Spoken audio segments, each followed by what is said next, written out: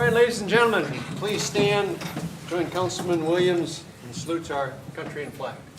I pledge allegiance to the flag of the United States of America and to the republic for which it stands, one nation under God, indivisible, with liberty and justice for all. Remain standing, please, for our prayer.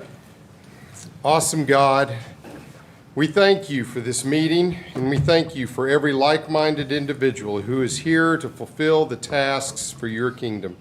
I pray that you bless us as we do not walk in the step of the wicked, but we delight in your law.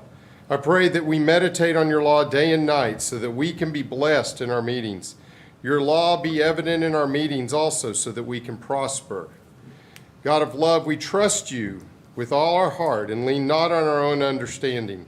We acknowledge you in all our ways and in all our meetings so that you will direct our paths. Father, we do not rely on ourselves for effective results, for we are only human and often make mistakes. It is you who knows all things, and so have your way in this meeting. Amen. Amen. Amen. Thank you, Pastor. Call to order our Guthrie Public Works Authority meeting of November 2nd. Second item on the agenda is public comments, community announcements, and recognitions. We have two submissions for comment or public announcement. Ms. Nephews, Evelyn Nephews. I can't see her. I thought I saw a lot more names out there. But good Okay, evening just to everybody. identify yourself, and you've got 5 minutes. I got 5 minutes, okay. Yes. Well, let me say good evening to everybody. Good Good And evening. I want to brag on Vice Mayor Guthrie. You have to brag on him a little bit? Sure, absolutely. Okay, all right. He was invited, my family gave me a recognition. And they invited probably you, and then you couldn't, he got the Vice Mayor.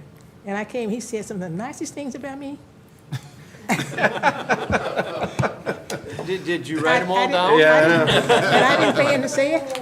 But anyway, I want to thank you for what you did. It You was did a my very pleasure. Fine job, and thank you so much. Okay, now, here's why I'm here. It's November, and it's Thanksgiving time. And so I think we've been doing this for quite a while now. We're going to do the annual General Daniels Thanksgiving dinner. But before we do that, we're going to do a benefit musical. And it's going to be held on Saturday, November the 18th at First Baptist Church, 401 South Broad. And it's going to be at 6:30 p.m.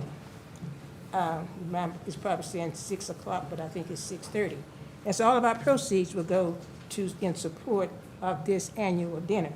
And can you believe 23 years? Now, Pastor Hammonds was probably thinking about having a Guthrie City Council choir. Better start practicing last week. I got jokes. Do I have jokes tonight? But anyway, Actually, Jeff can sing, I hear. who can? Jeff, sing us a ditty, Jeff. No, that's all right. Well, they passing the buck. But anyway, but if you can't sing, Thanks, Brian. then come in and join. I think you'll like what you hear, and it's for a very good occasion. Okay, now, and then on the Thanksgiving Day, this will be the 23rd dinner. And it's 11:30 to 3 at the American Legion. Everything is free. Okay. And so everybody's invited. Everybody's invited. So, we normally do the usual, the Job Corps students who are left there and don't go home, Langston University students. We do the community here, and anybody else that you all think of that within this proximity, because we do deliver. And so if we get that, we need the address and the name, and so y'all tell us, and we'll make sure to get their dinner. And so I just want you all to come and be a part of it. We also have volunteers, and for those who would like to volunteer, that can be easily arranged to serve. All of our food is catered. So we have some loyal supporters, the Logan County NAACP, Logan County churches, the Guthrie Territorial Riders, and by the way, I went up and picked up their donation just the other evening, Sunday. Yvette Curry, she's a caterist, and our community volunteers. So y'all come. All right, thank you. Thank you, Evelyn. Thank you, Edward. All right, in keeping with the military theme of the fatigues, I guess, the commander of the American Legion, Commander Downs, you're asked to speak. Thank you. Good evening. Evening. I'm Charlie Downs, the commander of the American Legion LeBron Post here in Guthrie, and I live in Ward 1. In Jim. recognition of Veterans Day this Saturday, November the 11th, I want to speak on behalf of veterans. We receive thanks in many ways as veterans for our service to our country, which is always appreciated. I'm here tonight, though, to thank the citizens of and businesses of Guthrie, Logan County, and Oklahoma for their continued support of veterans, our events and programs. I especially want to thank the city of Guthrie, its employees, and the city council. I want to acknowledge a few of the city employees that help coordinate our requests from the city. And if I may, call them. Justin Fortnite, please come forward.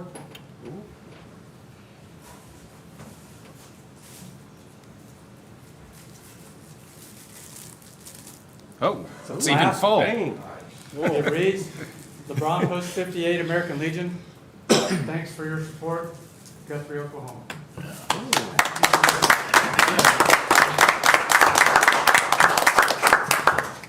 Tenny Maker isn't here, but he provides a lot of services Yeah. that people don't know, that he helps us a lot with our events. I also have a flask for him, and I'll give it to Justin to deliver to him, since he's not here tonight. Okay. Police Chief Swager, please come forward. Not while you're on duty.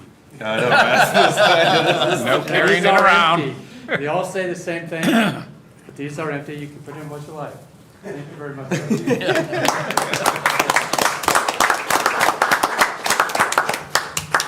Mayor, may I approach City Council? Yes, absolutely. Tracy? Thank you. I also have a funnel to go with them. I'll give you I was gonna ask how much chocolate milk will fit in there. fill it up. Thank you. Mayor, I already gave you one that was a Yes. little different Yes, because you're a veteran. thank you, I appreciate it. All right? Thank you, sir. Thank I you very much. appreciate it. Brian, Thank you, sir. thank you. I'll give these to Grant to fill. Go ahead and get us all out. You're gonna have one too. I guess we could have Taylor fill them. Well, he's on some kind of a roll tonight.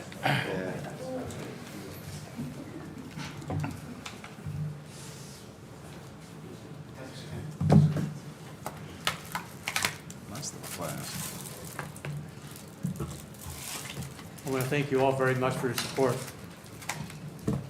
In closing, I want to invite everyone to support the Veterans Day Parade this Friday.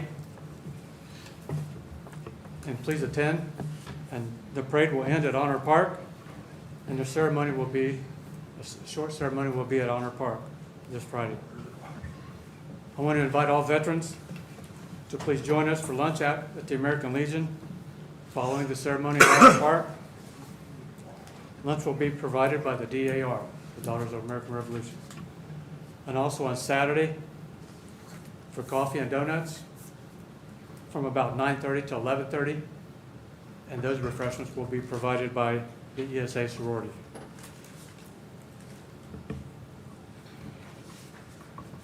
What time I is just the want to parade, thank you Charles? all. What time's the parade, Charles?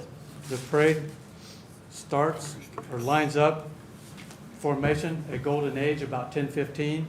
That's where the ROTC and the school members will line up there. Okay. And about 10:20, 10:29 approximately, there'll be the honor starting at Golden Age. The schedule is approximately to depart about 10:30, arriving at Honor Park shortly thereafter. It won't take them very long, maybe 10 minutes to get down there. And then when they get there, we'll start the ceremony at Honor Park. And tentatively planning on taps about 11, and then shortly be thereafter be the end of the ceremony. And then everyone, the veterans are invited to come over to the Legion afterwards. And I want to thank you for your time. Thank you, sir. Thank you. Thank you, Commander. Third item on our agenda is the consent agenda, agenda A, B, and C. Consent agenda A is the approval of the Public Works Authority meeting of October 17th. B is the approval of payment of Myers Engineering for invoice number 223042-5 in the amount of $9,660 for engineering services for lift station number 4. And item number C is the approval of the fiscal year 23 end-of-year budget amendment number 3, which amends the budget for the Guthrie Public Works Authority Fund. I entertain a motion for approval. So moved. I have a motion. Is there a second? Second. I have a motion and a second. Are there any questions? Submit your votes. All votes are in. See the votes. Unanimous approval for the consent agenda items A, B, and C.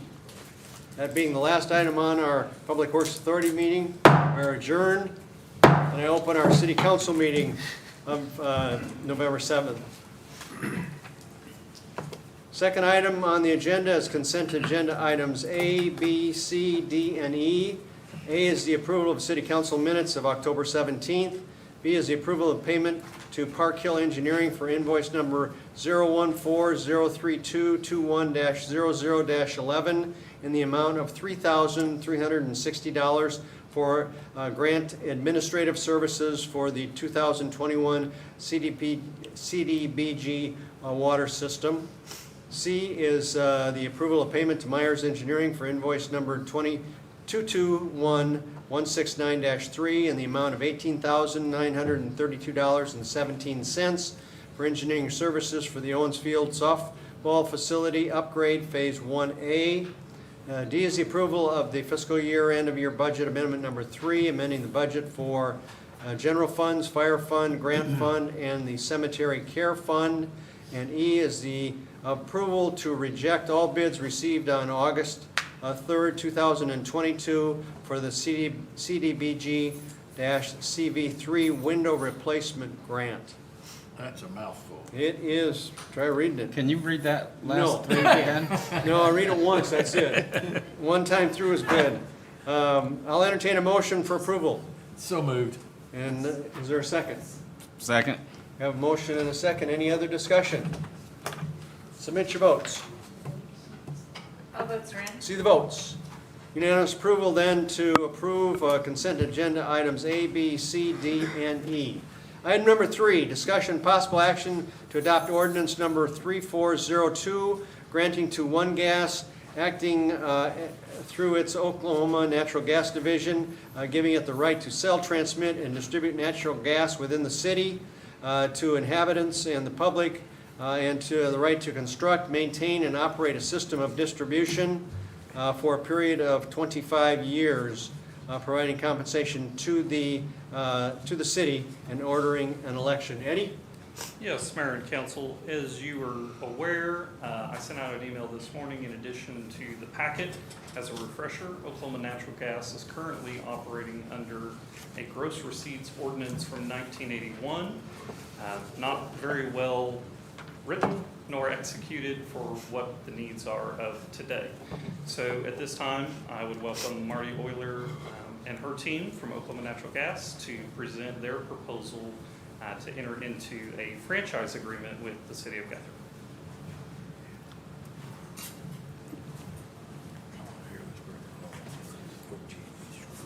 Hi, Marty. Just identify yourself there.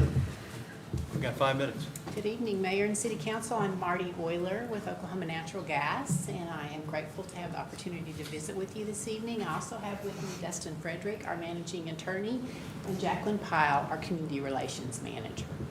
So I want to talk a little bit about our relationship with Guthrie and then what the franchise looks like. And we'll answer any questions that you might have if you've had an opportunity to read over that document. Oklahoma Natural Gas Company has been around since 1906, so longer than statehood, early 1906.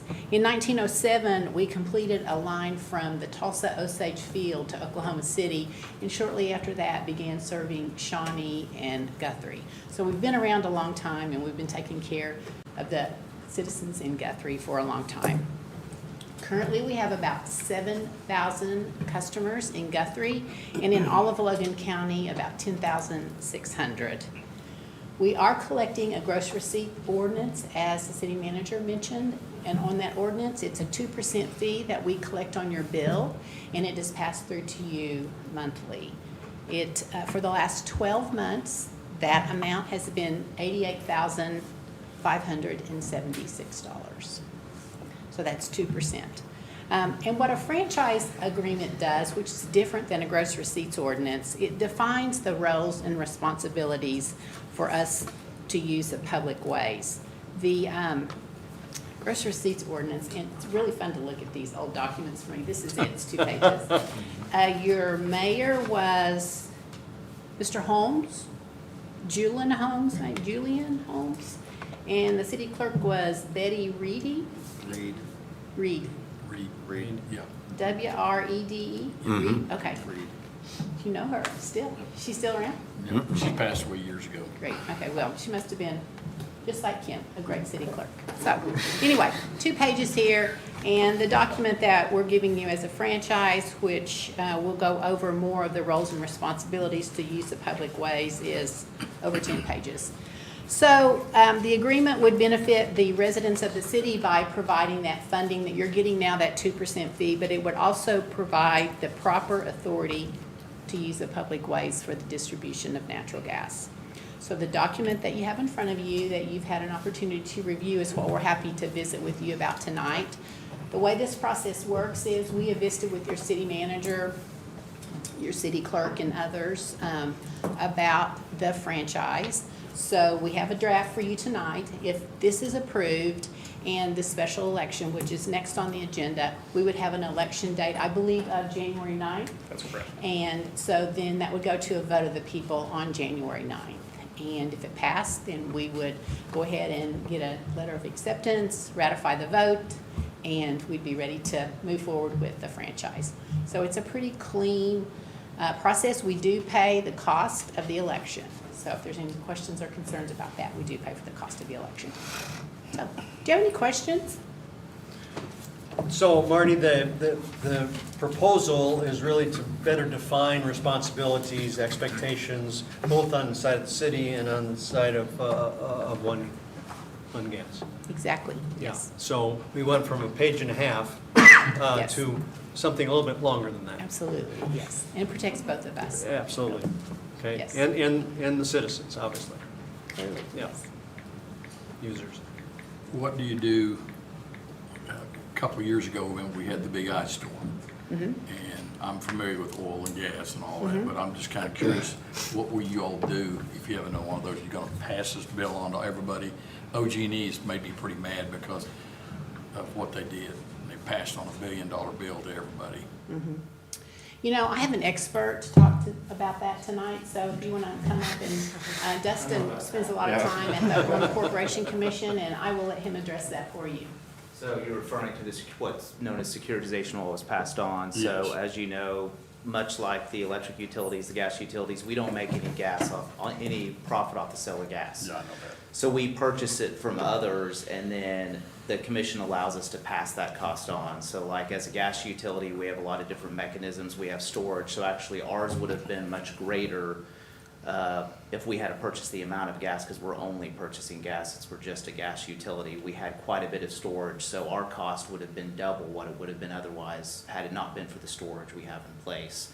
And there's other mitigating things we have, but many of our gas supply contracts are based on the index and market, and obviously the market was allowed to be much higher than what the price of gas was in the weeks leading up to that event. Does that answer your question, or? It does. Well, gas is down now, isn't it? Or- It is down now, so With a warm it's significantly down. The price of natural gas is stabilized somewhat. We do offer some different things, if you all are aware or not, like VFP, which is the voluntary fixed price plan. If some of you are on that, that allows our customers, we lock in the price of gas. I do that. I lock in the Yeah. decatherm rate. It doesn't guarantee that you will have the lowest price of gas, but it does guarantee that you will have the same price of gas for a 12-month That's locking in the period. decatherm rate, Yes. right? Is that too late to do that? It is, it's typically I open. usually for already like- do it and I forgot. Yeah, they send out in your bill, like when it comes up, they'll send out a few reminders, it's on the bill, and there's like a 2 to 4 week period, I think, that's typically opened up for people to subscribe to. And it's that. I think passed. That has passed. I believe that was a week or 2 ago was the last time. if I I'll check in the recall. morning just to Yeah. make sure. Since I have you on the spot,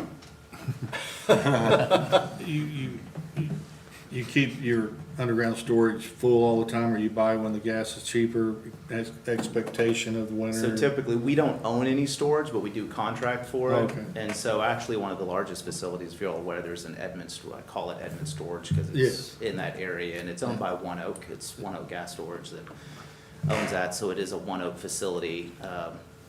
And so typically, what you'll do is you will inject in the summer months Yeah. in preparation for the winter. And so typically, your prices. So, are I guess cheaper my in the question, Summer. in a convenience store, for instance, when a owner has gas in the ground and the next load is going to be several cents higher, he charges the higher rate for that's in the ground to make up for the difference that's coming. Is there any of that?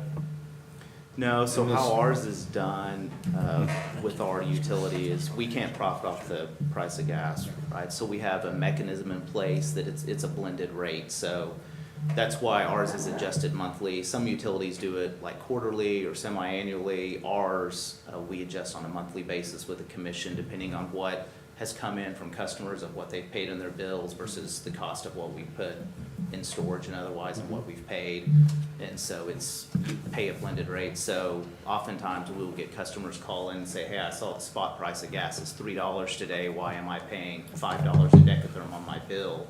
It's because that is the blended cost of our supply. And in addition to that, things that mitigate costs like storage and other things that you can have in place to kind of mitigate the effect of the market, those things cost as well, and that's blended in with the cost of the gas itself. Interesting, thank you.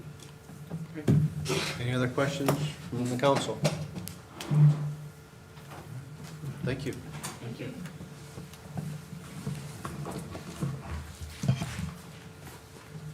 I've got a question, Sir? Eddie. The 25-year contract, is that pretty standard with utilities? Is it- Absolutely. So that's the maximum term allowed by state law. And so what you'll see, just a year ago when we did, obviously I wasn't here, when we did the OG&E franchise agreement, it was for the same amount. So most public utilities, when they go for that franchise, because it is a vote of the people, they request that 25-year term. Okay. All right, very good. Well, I'll entertain a motion then to adopt ordinance number 3402. So moved. Second, we have a motion and a second. Any other discussion? Submit your votes. All votes are in. See the votes. Unanimous approval of the council then to adopt ordinance number 3402 to one gas. Item number 4, discussion possible action on resolution number 2023-40, calling and holding a special election in the city of Guthrie, Logan County, for the question regarding the franchise agreement with One Gas. Eddie?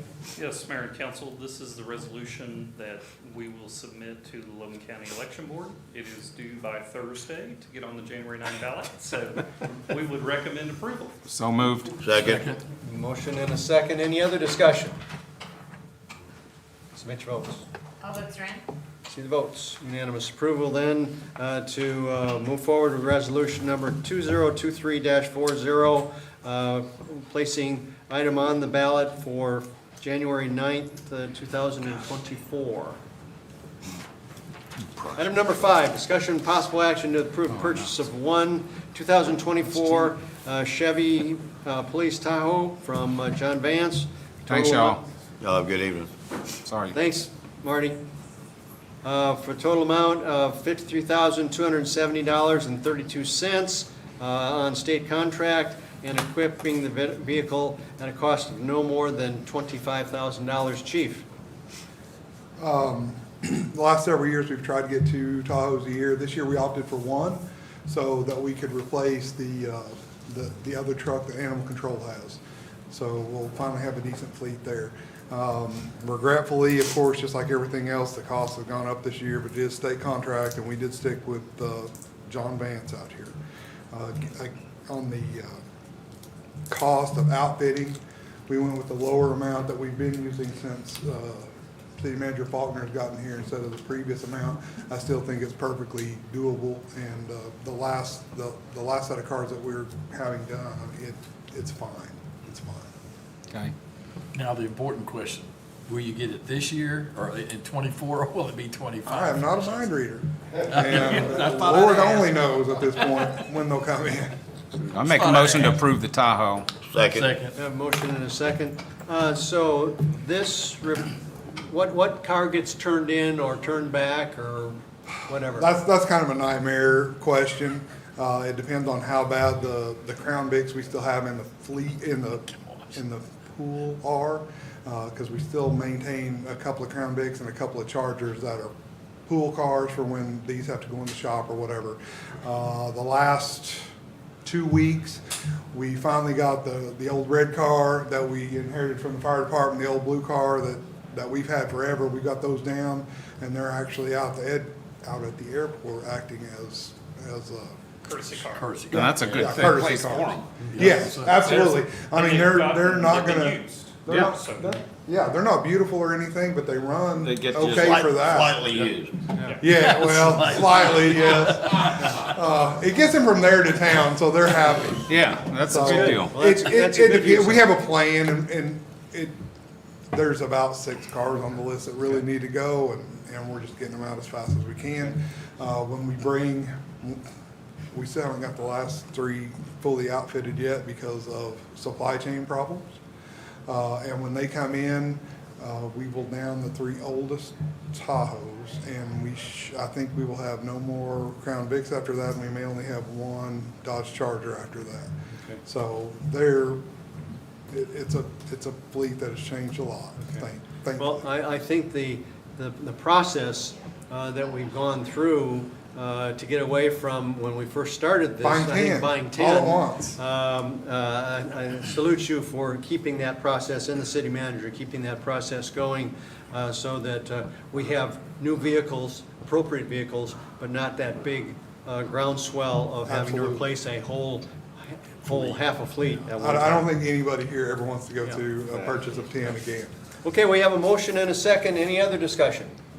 I thought you were gonna say we bring them out to the firing range and Submit your vote. I'm down for it. I am too. All votes are in. See the votes. Unanimous approval then to move ahead with the purchase of one 2024 Chevy Police Tahoe.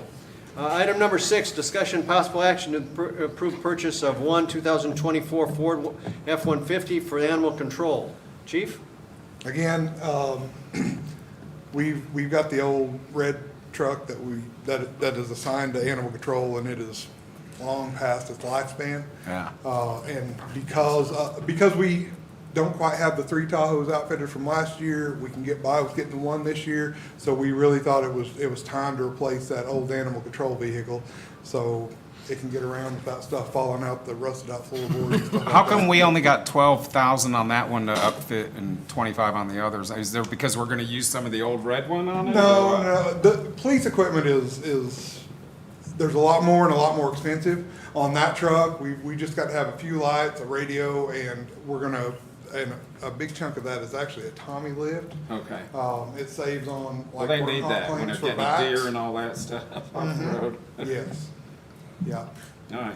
Okay, I'll entertain a motion. Motion approved. Second. I have a motion and a second. Any other discussion?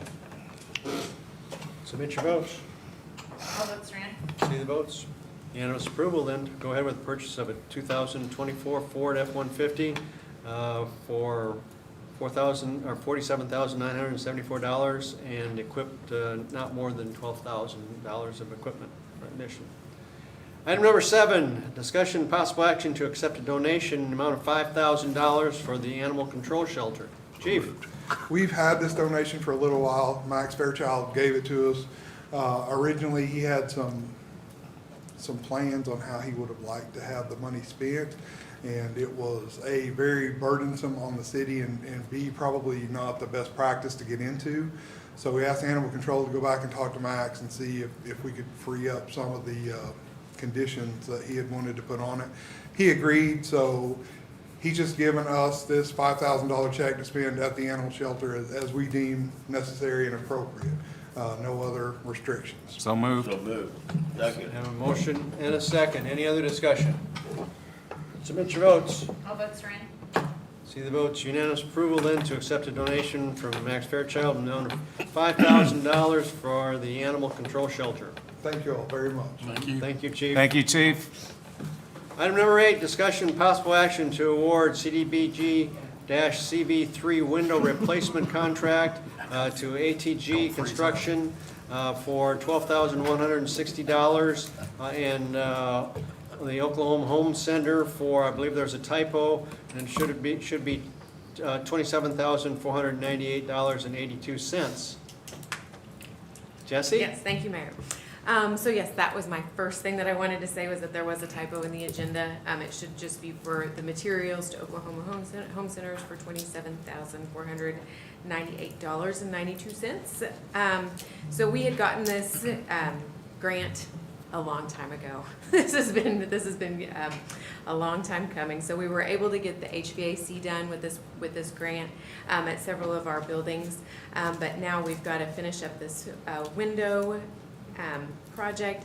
So I am asking you if you will just make the motion to award the materials to OHC for the $27,498.92 so that we can go ahead and get that going, and then at a later date we will come back and ask to award for the labor of the contract. We needed more time to review, so Eddie had asked me to pull that.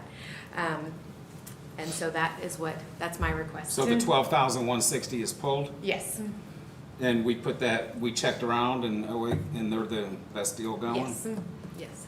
Yeah, so we did solicit quotes. So Yeah. one of your first items was to reject the quotes or Right. bids received in '22, and that was on this item. So Yeah. we solicited the new quotes and the materials.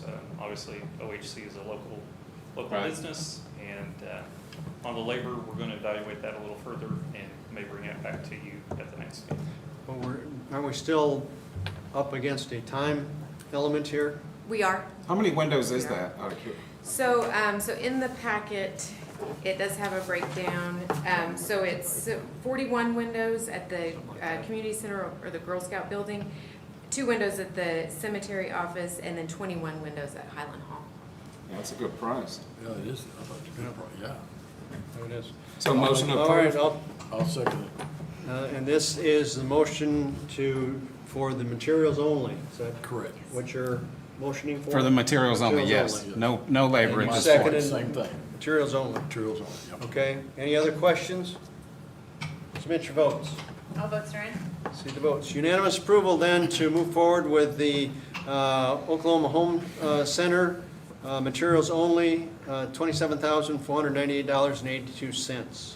Mayor, I'd like to thank Jessie for all of her work on this project. Yeah. It has been a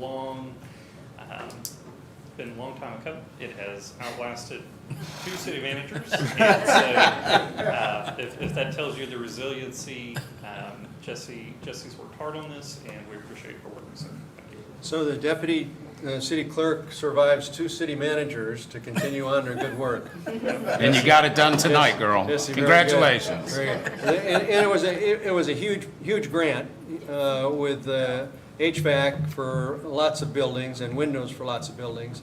It was clearly a very positive thing for the community. So appreciate your efforts in making that happen, Jesse.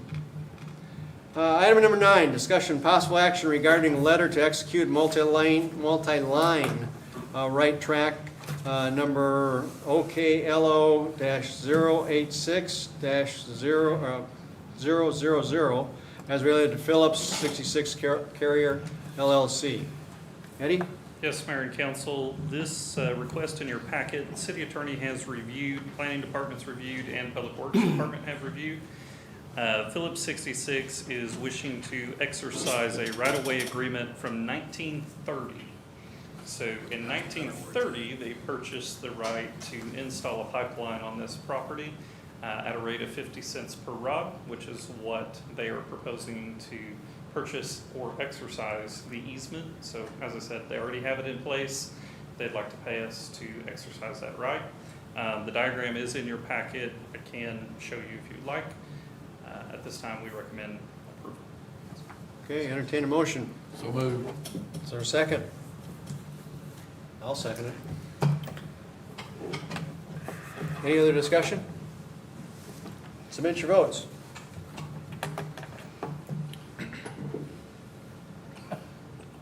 I recuse.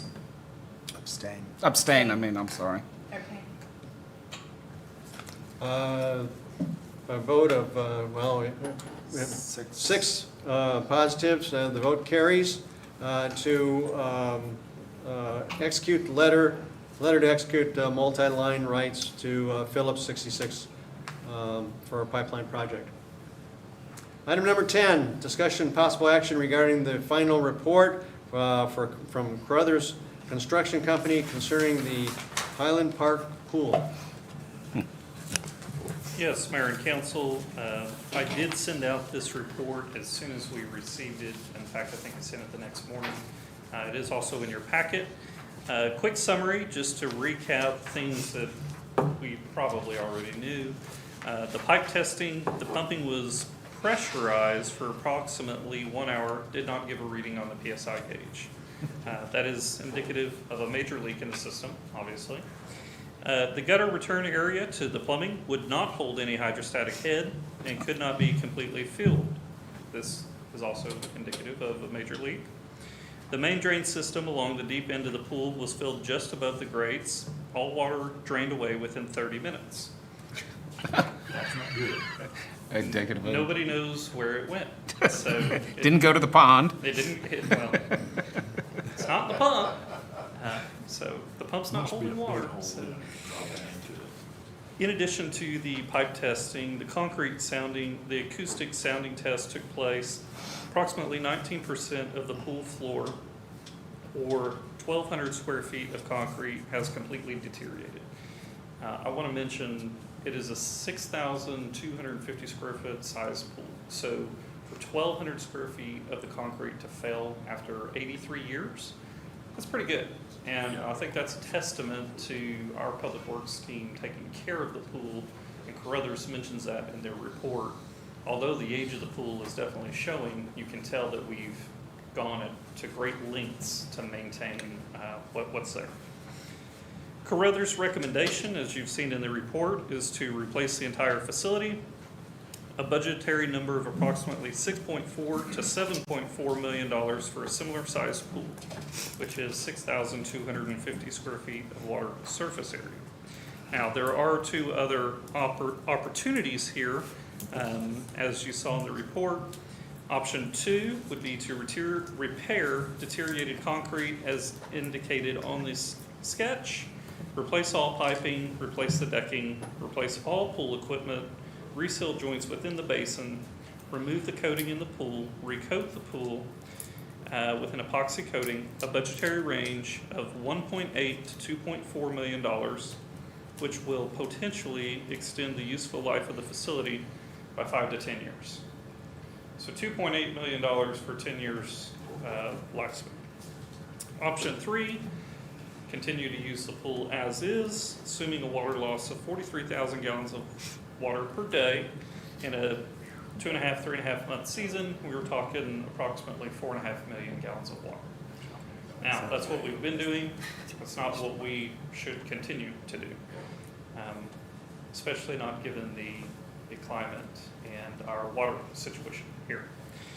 So that's a report. I did visit separately with Andy Smith, the aquatics engineer, who reviewed the pool, the bathhouse, and the chemical house for both ADA compliance and upfitting.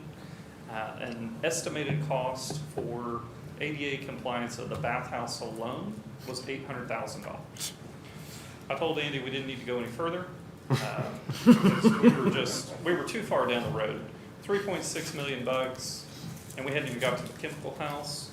At that point, we just didn't need to talk. So Well, in order to do the pool, you have to do that. we've got to do the bathhouse and we've got to do the chemical house. So the pool, that 6 million, 7 million includes the bathhouses? No. That does not. So we're at 10 million, Well, potentially. potentially. Yeah. I mean, I think we could design to a budget that this council and or a potential task force, as we'll talk about on the next item, could set and hope to fund in the community for a pool that accommodates our daily use. Now, I've given you the use data from 2022, and that came directly from the YMCA.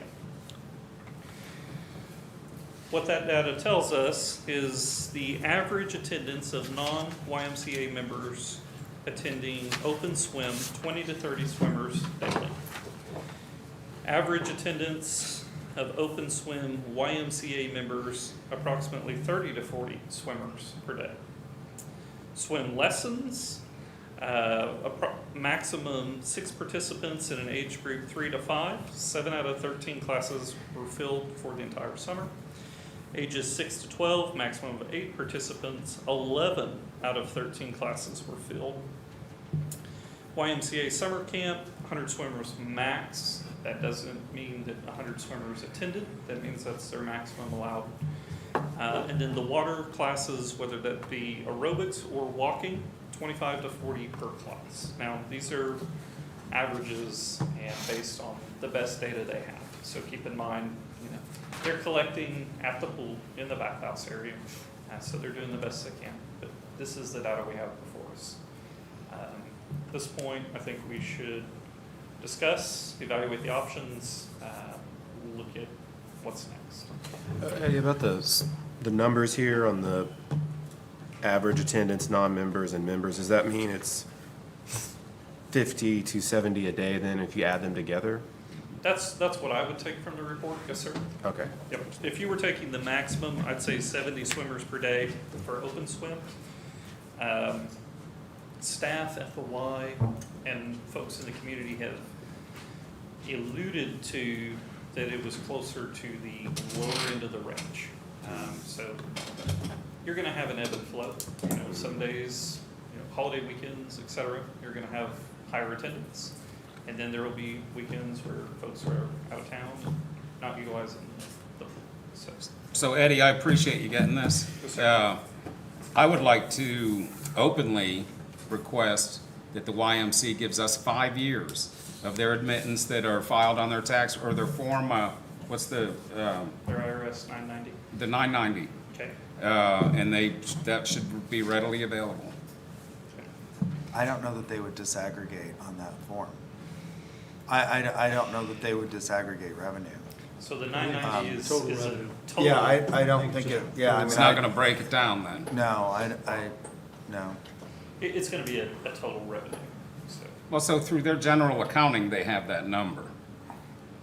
Or should, because it has to be added to the total. I would venture to say the same Isn't that thing. where this came from? That is. Well, they only had this. In front of you came from. So, I would have liked to have seen something a little more in depth myself. Exactly. But unfortunately, this is all we've been provided after multiple requests. Well, there are lots of nonprofits that operate with all of the sophistication of a neighborhood garage sale. So, I mean, I don't think that we should find. Well, if we're gonna be looking at a $7 to $10 million pool and turning it over to them, they should provide us the data we need, period. Well, they may That's not bottom be- line. They may not be able to to do that. To reconstitute it. Yeah, and I'm thinking that I that's. think the YMC's national, and they should, I would think they would be able to I reconstitute. I do have a question on timing. So on options 1 and 2, do we have some sense of how long it would take to completely redo a pool and the bathhouse and the chemical? And on option number 2, how long it would take to do those kinds of repairs? Sure. So for repairs, you're looking at a quicker turnaround time. Everything is going to come down to, 1, the funding mechanism. How quickly can we fund it? 2, the design. So what are we looking at? 3, pulling the trigger and getting competitive bids. So if we ran full force at this item and we determined a funding mechanism, assuming that funding mechanism was approved by the voters in whatever mannerism that is, I think you could potentially see construction or at least demolition end of '24. New construction starting beginning of '25. And that's an ambitious schedule. So that's assuming you have great weather and everything goes to plan. Pool filled 26, probably. More realistically, Yeah. you're probably looking summer of '26. I think that's a safer timeline. Now, if we were to look at a repair package, again, most of you are familiar with construction and you know how it is when you start repairing items, you uncover more items that you didn't know about that need repaired. I think we could assume at least 12 months, and there's a possibility of having it open fiscal year '25, summer of '25.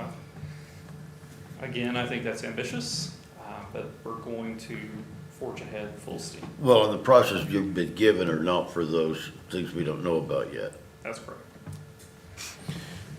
Eddie, on option 2, did they give you any indication of what their predictions were on why it would wear and tear down again? They're assuming daily attendance use based on the size of the pool and the population of the city. And so I think there's a formula that they utilize based on those 2 factors, and that's where they come up with the data. Okay, well, I'm just wondering, because if we put a brand new one in for $9 million, or if we're completely redoing it or fixing what's there for 2.4, but we're replacing all of the pipes and all this, wouldn't it just break down as well if we did the 9 million? Like, what are they predicting as what is going to break down? Sure. That's what I would want to know. Yeah, how long is the $9 million one gonna Right, last? but is that gonna, Yeah. And most of those projects have a 25 to 30 year lifespan.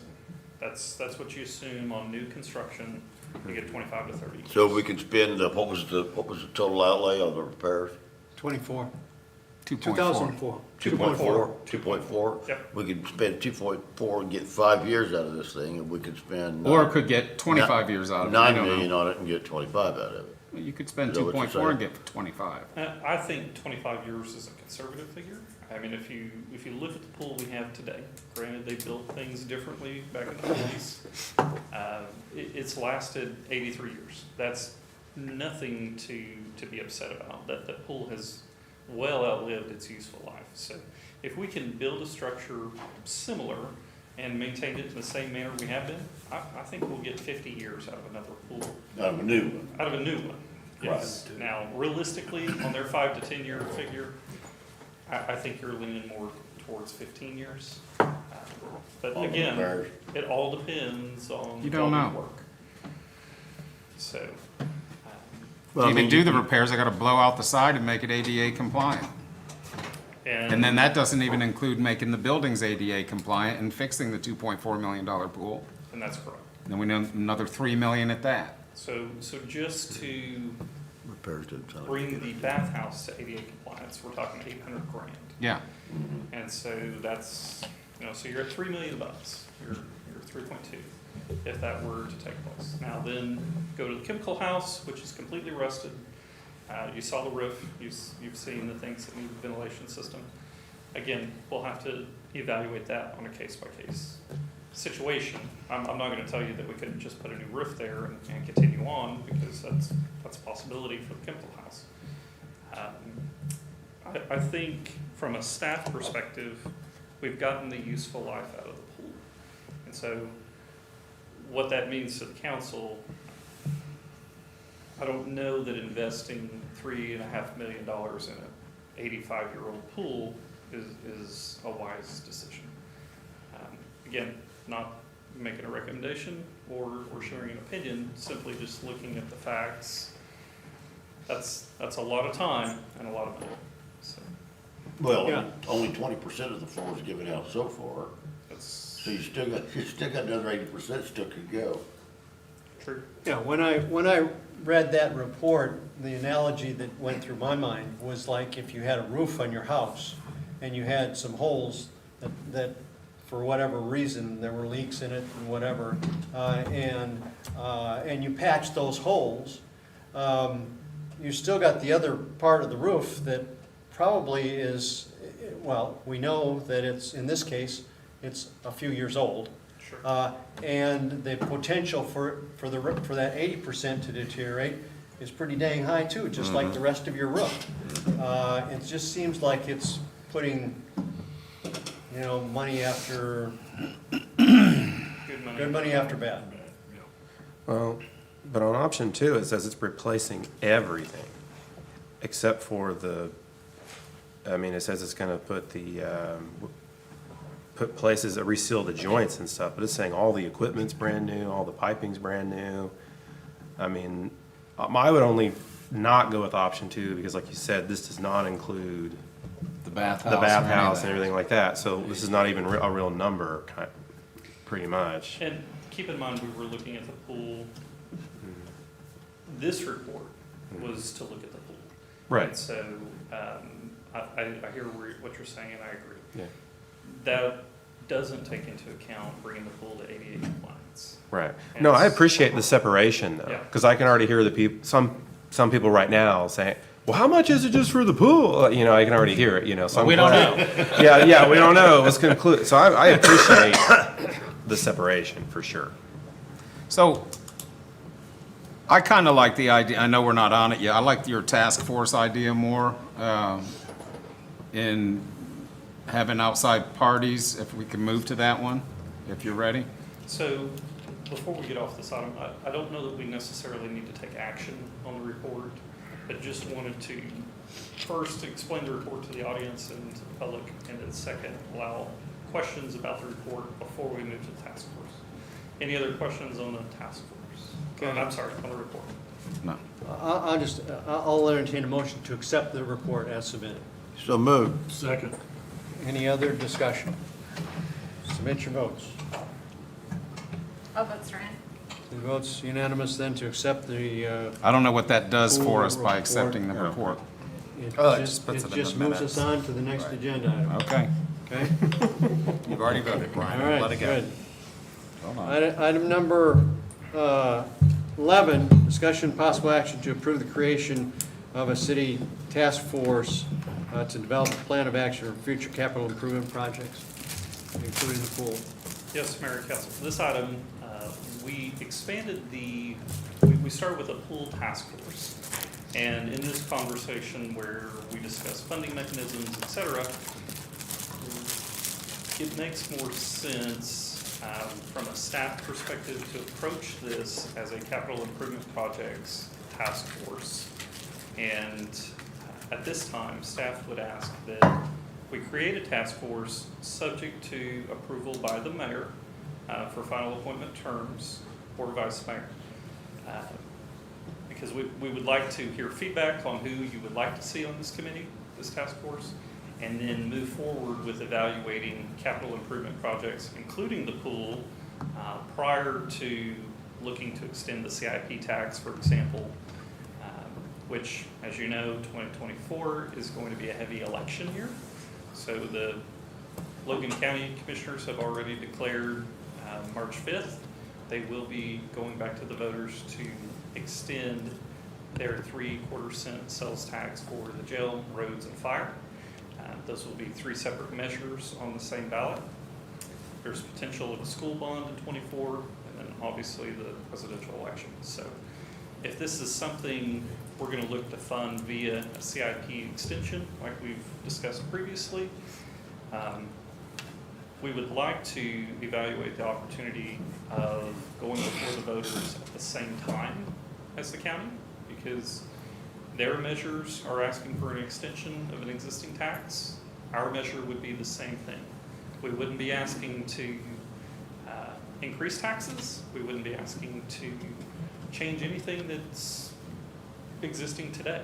It would just be an extension for the purposes expressly laid out, first by the task force, second reported to the council, approved by the council, and then third put forward to the voters. How exactly are they put on again? Can you lay out how they're going to be selected and? The committee members, I would like to hear feedback. Ideally, the task force would stand alone, separate from the council, separate from staff.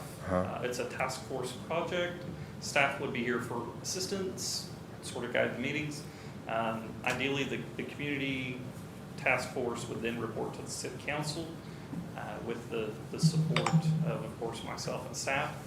And because we don't have those names, I would like to gather those names and then have final approval by the mayor or vice mayor or both, because we wanted to give everybody a chance to sort of voice their opinion before we did that. So it could be people that volunteer, it could be nominations That's what I'm from saying. the council. Absolutely. So I think we want to be careful in that the committee's not so large that. I think you're limited to 10. Well, I was going to say 14, and then every ward, including the mayor, could nominate 2 out of their ward. Or one. Because I think all wards need to be involved. I agree. So my suggestion to the city manager was that every council member nominate one person. Right. And it'd be 7. That's 7. Yeah, But this I is such a agree. big project and such a big deal.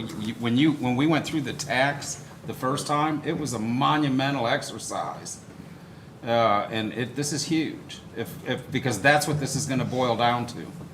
And so, with my opinion is, with 14, you have a diverse group that, it's kind of like a jury of 12, versus a jury of 7. Yeah, but with 7, you got an odd number. Yeah, you need. And this way you have not only do you have an even number, but you have a potential for a diverse group, and let them bring it all back to council. So taking Vice Mayor Aguirre's recommendation into account, we added 3 to our requests, just to include community partners if there was, for example, Dr. Simpson, if he wanted to participate, or Logan County Economic Development, folks who may have a voice in the sales tax community per se. Not that we don't all, but folks who are involved on a community development level. That was the reason for that. Councilman Guthrie, you make good points as well. Not to put him on the spot, Tracy, what do you think of the number? 10. 10? I'll give it a 10. Wait, you're giving what I said a 10, or you're saying 10? All of it. Oh, okay. 10. Oh, no, not all of it, no. 10. So, okay, let's talk about the 10. So on the 10, how are they selected Well, I from think- this council? I think you're right, select one from your ward, each one. And the other 3 you were talking about directly connected to the tax base or something, I'm not As long as sure. they live in the community. and- Sure, certainly. The other 3, I don't know. Throw their names in a hat, should make suggestions, pull them out, perhaps. I think every councilman should have one person, and then if you want to have, as you suggested, That's community 2 reps, partner. that's 2 reps per ward right there. That's right, that's 7. Yeah. And then 3 more, one could be the school, one could be a county commissioner, and the economic development. Sounds Well, good to me. the thing about it is, it's gonna be unlikely that we're gonna get the school and the county commissioner coming to push our tax scenario when they got their own they're pushing. That doesn't even make any sense. Well, I think it's I kind of agree with Makes no Brian on sense. that a little bit. well, okay. Well, I've visited with Dr. Simpson, and he's interested. So the county commissioners, the idea of going on the same ballot would be that we're all sort of Pulling supportive of each together. other. And we're not going after their tax, they're not Right, going no, after I know. ours. Right. What's good for them is good for us and vice versa. Because let me tell you, they're relying on the city of Guthrie and the folks who are shopping here in Guthrie. But to again, support what you do here, and again, playing devil's advocate, Sure. you take 3 people like that and you have an automatic yes to extend the tax on our end. And that's not what I'm looking for. I'm looking for a diverse group that is gonna sit down and decide, is this what we're gonna do or not? Not just for one person or 2, but for the entire community. Because those 3 people are automatically going for a yes. So, Okay. there's no diversity there. Then you have diversity, Brian, because you can, I Right. mean, I think every member of this council has a different idea of what they want, and as long as everybody puts forth a name, I think that ensures, I mean, I am adamantly, like, in support of every ward having a voice. Yeah, I agree. And because we have 2 councilmen from each ward, there could be a divergence of opinion between the 2 in the ward, and then how do you choose? So, that's, and that would create diversity of opinion, if you have representatives from each ward. I agree. Yeah, and so, and again, I'm not opposed to it, I mean, I'm all for it. But what is the opposition to having each council member on this board choose 2 people from their ward? I don't get what the opposition there is. I don't see a negative in that whatsoever. Why? Because there's. Because if you wanna choose Simpson, choose Simpson. Well, at some point, you have too many people. Yep. What's too many on this type of board for extending basically $20 million? Well, we decided that 7 was the right number for council. I think that, Touche. I mean, seriously, I mean, this is not just about a pool, okay? This is about unsunsetting a tax that's gonna go on for another 15 years. Oh, yeah. I mean, Okay.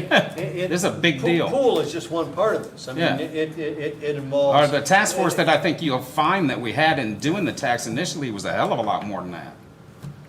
So, I don't see the issue. I don't. And then if you want to put a Simpson on, put a Simpson on. He's in Ward 2. And we're not, staff Seriously. is not looking to, we don't need a community task force of 10 people saying, vote yes. Exactly. We need diversity, just as you said. However, we also need folks who have the industry experience to say, hey, if you don't do this, this has been our experience. This is the reason the school system was in dilapidation for 80 years. And I'm just using that as a measure. If we were to do a county commissioner, same situation. Well- What this tax would or would not do for that purpose. And I think that we should unsunset the tax for all this unsexy infrastructure that we need, including all these all these lines that people are getting rusty red water and the whole 9 yards. And I don't think a pool fits anywhere in it, personally. Okay, and so there's 2 sides of that whole unsetting the tax. Because at some point, it may need to be on sunset for infrastructure. That's all. Am I wrong thinking that I'm not looking for a yes or no from the task force. I'm looking for them to get a general consensus of the public. And come That's back right. with- to just come back with that neutrally. That's correct, yes. Absolutely. Yeah, So, exactly. so that number of that task force is not specific to, it's just. There's not a vote from them. Yeah, exactly. You want people This is their that suggestion. are in that ward Let that you know what you want. that hear, I bet we could talk to everybody in this room's already heard somebody say what their opinion is on these polls, right? Everybody has heard this or that or that or this, everybody. So, in my mind, a Simpson or someone like that who's definitely gonna hear more consensus on it and come with only a general idea of what, without going to vote, to find out what the public wants. I've had both sides, so pretty much equal. People that don't even have children anymore, long since grown up and gone. that want a pool. And staff has had the same reaction, So it's really mixed, It's not just people out there with children that are gonna go to that every day. It's people who just think we need a pool. Well, like For you the say, it's kids. gonna be a vote of the people at the end of the day anyway. Right. So the task force, the emphasis on the task force is to just hear, listen. Officially, kind of, Yeah. yeah. Well, And once their names are out there, people can contact them. the emphasis is gonna be funding mechanisms, not just the Right, unsetting well, of a tax. I mean, that's not even in the ballpark at the moment. That has to be decided yet. We just have to find out, What their feelings are, whether they want really, it or not. who wants this? Who Don't want really to spend wants this? time worried about a funding mechanism if they don't want it. So let's find out that first. There you go. And That's- ultimately, the task force, as I stated in the beginning, should be responsible to the city council. So they come back to you. Yes. They don't come to me, they're only with me as a guide, and I'm helping move the process along just as I do with every city boss. And as difficult it is to get volunteers for these different boards, we're gonna get 14 people to volunteer for this? I don't know. I know somebody I would call right away in my ward that I trust their knowledge and their desire to serve. But I don't know two. I could find them, I know, I have one in our ward that I, and I have one as well. And I do have two in mind Right, that so- do have the pulse of the most of the entire community. So, And I think that's the key. You know, I can the give one to quibbling Jeff. between 10 and 14 wants. in my mind is not Seriously. significant. It's getting the right people that do have a sense of what the pulse is in the community. Exactly. That are willing to be a conduit of information both ways, as well as some individuals that do have some idea of the funding mechanisms. But, you know, Brian, I'm not sure that 10 is right, I'm not sure 14 is right. I don't know what's right. I'm not sure it's I worth the don't- whole lot of argument about. No, it's not. About the difference. No, I don't think it is I either. think it's getting the right people that are willing to spend some time and effort and to be a conduit back and forth, and then to bring their consensus to the council. Well, here's what the pulse of the city is, and it isn't just the pool. It isn't just the pool. I mean, we're talking about phase 2 of the sports complex. Well, that hasn't been decided or announced yet, right? So, That has nothing to do with, this is the first time I'm hearing of that. yeah, we'll see there, yeah. Well, not anymore. Yeah, they're. You know, here's the deal, it's like the old cry wolf thing. We approved phase 1. Yeah, no, I know that. Okay. It's It's like, like the MAPS projects in Oklahoma City. Yeah. Right. That has really done tremendous things for Great- Oklahoma City. great things. As it has been extended. It's built a lot of stuff, Bricktown, Ballpark, Canal and all that. So we're not just talking about pool alone, we're talking, which is yet to be seen. First, like Jim said, let's find out where we're at with people's general consensus on this swimming pool. And then go from there. so on the MAPS program, where is their pool? I don't know about a pool, but I know they got a canal, that's full of water. We got two lakes Well, we that are don't full have of that water. kind of money to build a ballpark and a canal. Well, I guess what I'm Got a new saying, trolley. Tracy, It'd be is wonderful. that I think the question ought to be, is what is the highest priority for use of our city money? Absolutely. And not just saying pool, yea or nay, but pool amongst maybe 5 or Yes. 6 other Yes, sir. alternatives. Yes, sir. That's why I said, it's Yes, not just about the pool. Absolutely. Yes. Well, I'd like to make a motion the to one approve thing- the plan. Hold on a second. The one thing that I hear a lot of, okay, I don't have any skin in the game. Okay, my water is crystal clear and cheap. Okay? What I hear a lot of is my sheets are rusty, they're red when I wash them, I can't take a bath, my tub has a ring around it, all this stuff, and it's all due to the infrastructure. And we all know, and we keep kicking that infrastructure can down the road every chance we get. Okay, and we may need a tax to handle the infrastructure. And if we keep throwing out a tax, you know, we've thrown out multiple taxes that never did pass. This one did by the skin of its teeth. Okay, and so we throw it out there and it fails. When do you get to throw another one out to fix the infrastructure? That's my only issue. I like the task force in a funding mechanism, maybe outside of a tax. Or both. Or both. Combination, something. You know, just like the ballpark. Okay, a pool gives us zero revenue. We opened up both lakes to swim. Okay, there's your pools. If you really want to know where you can go swim, we have. There's a lot of, let me tell you, I know you laugh, Grant, there's a lot of communities that don't have a lake. And they can't go swim in the lake. Okay, but we can. We could invest a couple $100,000 in Guthrie Lake and make it super nice like Arcadia, with beach area on that east side, on the west side, the whole deal. Okay, think about that one. A lot of people go to Arcadia. I'm just trying to throw other scenarios out there. And then use money for infrastructure to fix the red water. Right. But I think you're getting into the substance of what we want this committee to look at, and I think you need to look at how we're gonna form the committee before you get into the substance of. Yeah, what the people are gonna decide on that, Brian. Yeah, I so think that- I they think- will. I'm just throwing out there Yeah. that we may need a tax down the road as well. It's possible. We're always gonna need Or we're gonna have a taxes lot of down the money. road, I mean, But taxes in the down the road, event so. that a vote for the extension of the CIP was done, we're talking how many years? So the 15? preliminary, And what what we saw with John Wolf when he was here from Municipal Finance Services, we looked at a 7-year extension, which would give us a total of 15 years, because we have 7 years remaining. 15 years, approximately $1 million a year, $15 million. Now, keep in mind, that takes dollars we've already allocated from the CIP. That's $4 million to the wastewater treatment plant that would no longer be available.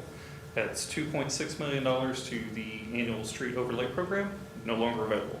So if we look at that, again, this is substance of the task force, but if we look at that, we have to explore everything we've already previously allocated, 2019, 2020, and evaluate how to fund those in addition to the $4 million that's there for the industrial park, which I know how we all feel about that, but those are potential issues.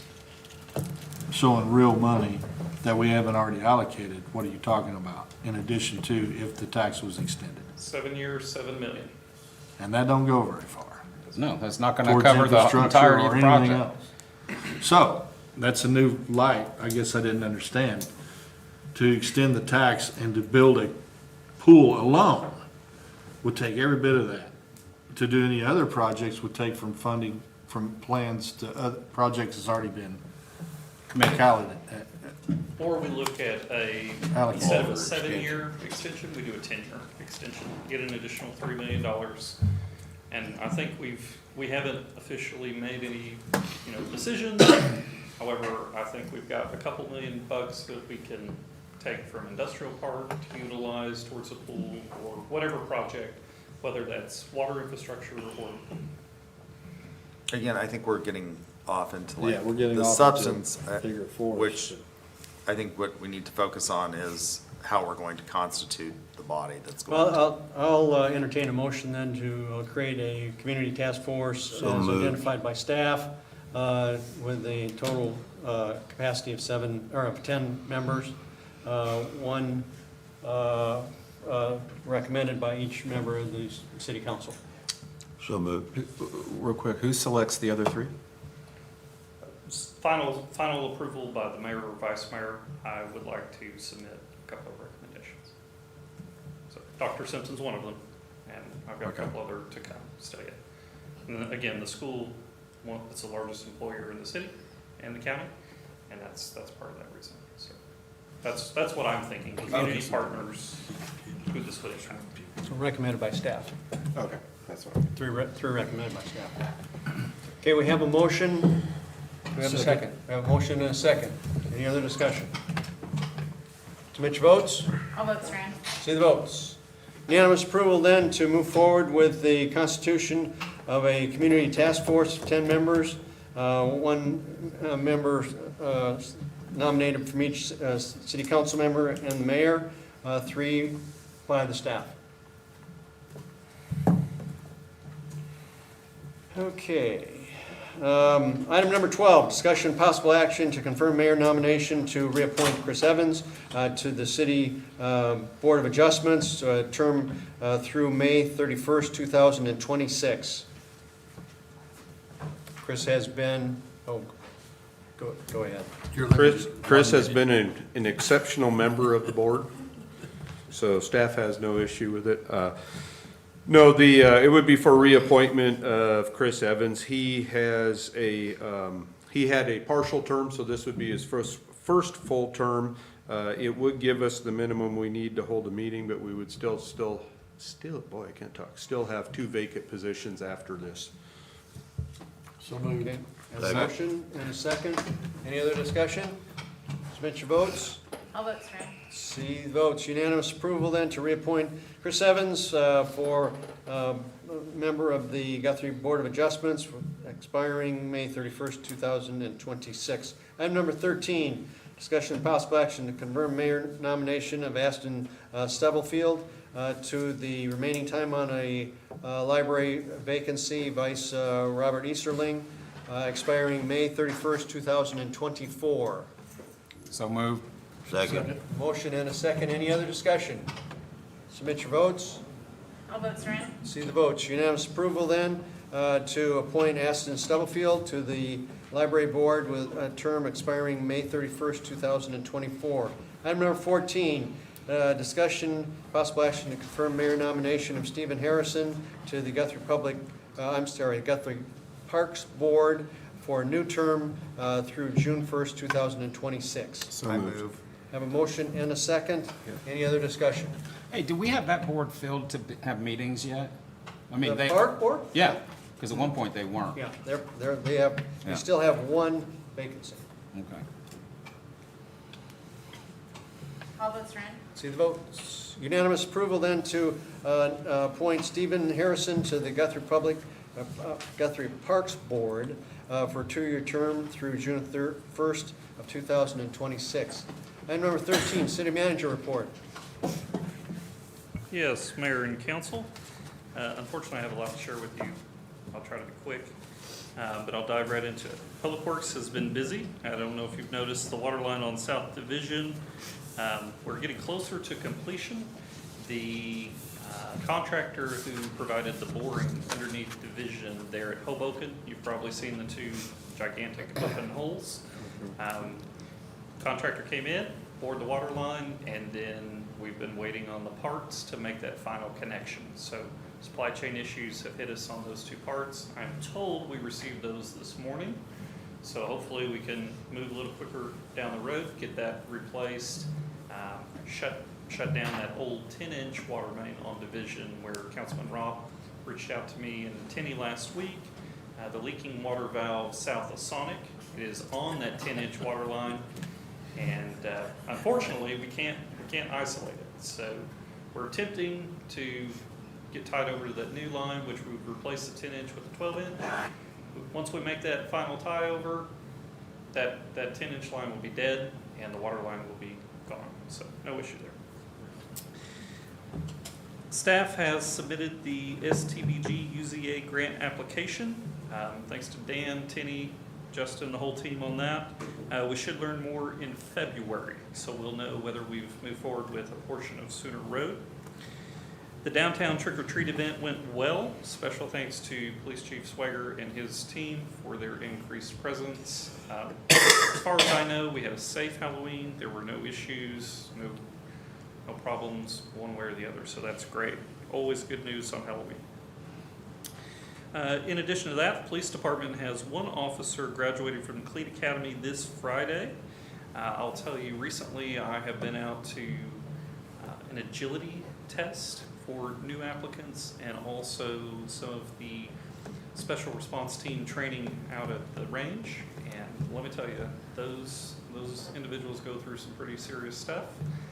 They tried to recruit me to be the next to go through the course. I told them I was a spectator only, but appreciated that. Just wanted to share our appreciation to the PD. Those guys do go through some pretty rigorous exams to get hired on, which explains why we have 5 constant openings.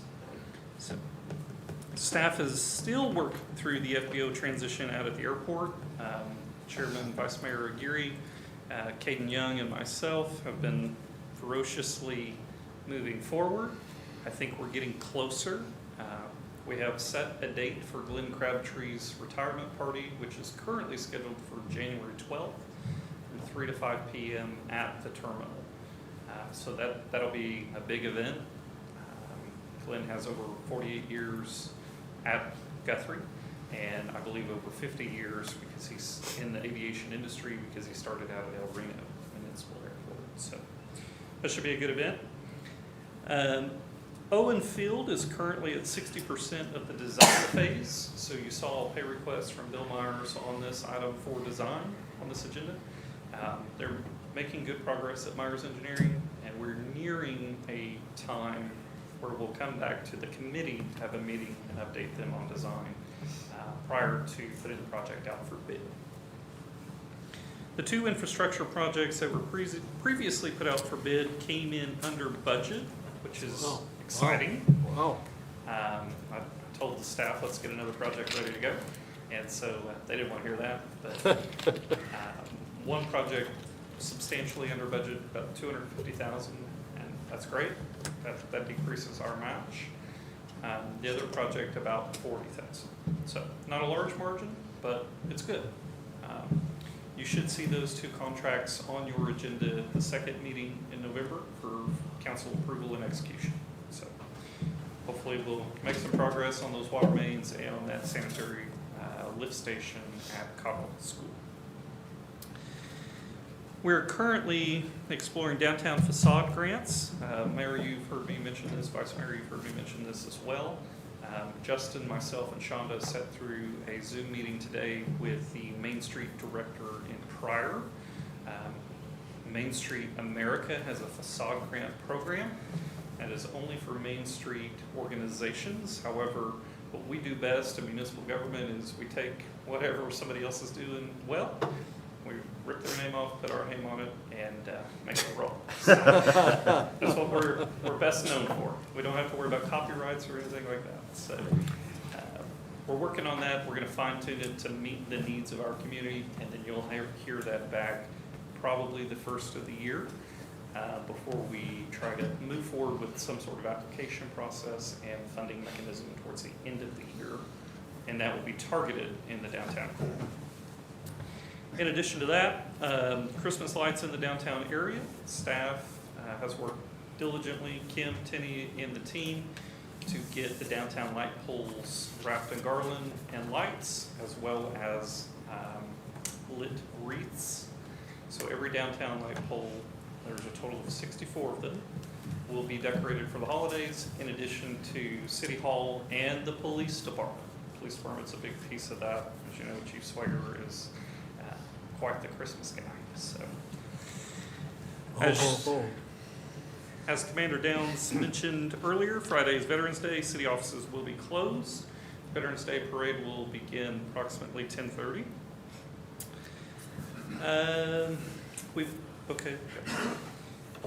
In the Public Works Department, the sewer jet truck has finally arrived. I believe it's been 2 budget years since that's been approved. Kim, is that correct? 2 budget years? Okay. 2 budget years since it's been approved, and we just received it last week. So that's great, but that tells you the delay. Last but not least, I do want to mention, I know everybody has seen the news about Don Channel. If you would, please keep him in your thoughts and prayers. I believe his progress is sort of like a bell curve. They make progress, and then they find another issue, or they face another issue. So please keep Don in your thoughts and prayers. Staff, we've taken care of a gift as soon as they can receive them at the hospital. They cannot receive them yet. And once that happens, he will receive a gift from staff and council. Just so you know. With that is all I have there. All right. Any questions of City Manager? Okay, item number 16, request comments from City Council. Vice Mayor Aguirre. The University of Central Oklahoma will be hosting the annual Oklahoma Political Science Association's annual conference. If you're interested in Oklahoma politics, that's an opportunity for you to hear some interesting panels. I will be presenting a fascinating panel on constitutional law, participating in a panel on constitutional law, talking about Native American law and First Amendment issues. So if you want to be held in rapture regarding those two topics, Native American law and First Amendment issues, my panel, this is my shameless plug, will be at 10 a.m. on Friday. That's it. Thank you. Councilman Rob. Yes, I attended the last weekend of the Guthrie Haunts, and that was something else. I felt like I was at a Marilyn Manson concert after party in Baltimore or something. It was quite an ordeal. That's not even going through the actual course. But just to say, they had 17,000 attendees at this. And I would say 95% of that are non-Guthrie residents, so that's people coming from all around the state. So it's really impressive, and I'm really happy to see events like that being put on in our community. So other than that, I don't have anything else. Councilman Taylor. Taylor?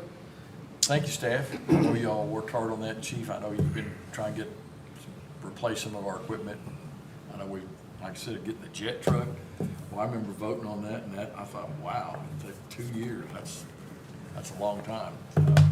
Appreciate what's going on. Keep Dawn in your prayers, and go Pokes.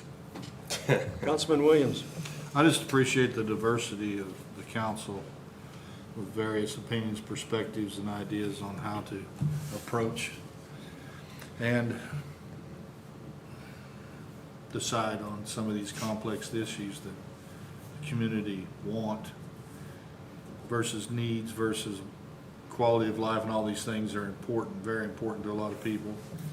And it's not an easy task, but I believe each and every one of us will do and vote according to our convictions to be that fiduciary trust, to implement that trust for the best of the community. So I'm looking forward to this task force in a way because it gets the monkey off our backs. But we still have to make the decision. Still comes back to us. We still have to make the decision regardless.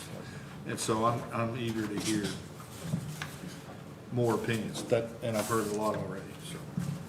Councilman Case. I don't have anything. Councilman Brathwaite. I don't have anything either. There's also, in addition to the parade on Friday, there's also a luminarial program up at Carnegie Library at the steps at 6, I believe it's at 6 o'clock. I wrote it down here, I think. 5:30, it's at 5:30. And they call it the, I think, Flames of Honor or something like that. Anyway, I'm going this year. I have not participated last year, but I think it's a pretty cool thing. The DAR is one of the hosts, along with the Territorial Museum. But again, that's also Friday, 5:30. Again, a recognition of veterans of our community, state, and country. And speaking of the Territorial Museum, they're celebrating their 50th anniversary this year. There's a fundraiser happening, I think, next week. But you know, the Territorial Museum, in my mind, is one of many gems that we have in our community. And I think it deserves all of our support. They do a fantastic job of not only their presentations and programs, but the research that they do throughout the entire state about our history, especially our territorial history. So if you get a chance, come and support them. Go by. Tell them it's at mine. Oh, it's at the depot. Right, yeah. It's your place. Yeah, right. Gages is putting it on at the depot, right? Yeah, right. Okay, all right, good. Anyway, support them. They're really a fine organization and show well in our community. Okay, item number 17, propose to go into executive session for the purposes of discussing the purchase or appraisal of real property. I'll entertain a motion. So moved. Second. A motion and a second. Any discussion? Submit your votes. All votes are in. See the votes, unanimous to move into executive session.